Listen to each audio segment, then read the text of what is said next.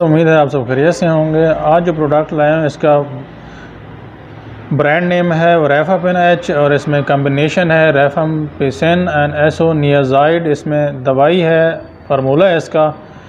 ये एक powder form में सिरप होता है, सस्पेंशन है। इसमें इसको बनाने के लिए पहले थोड़ा सा पानी साफ़ डालें, उसके बाद इसको मिक्स करें। मिक्स करने के बाद निशान जहाँ तक बना हुआ है वहाँ तक पानी डाल दें। उसके बाद सस्पेंशन आपका तैयार हो जाएगा।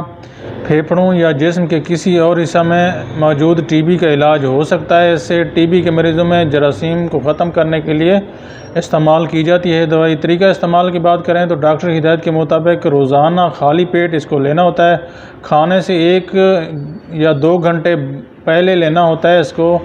मुकम्मल दौरानिया मुकम्मल 6 माह होता है इसको पूरा करना होता है। दवा बीच में ना छोड़ें, इसका मुकम्मल कोर्स करें।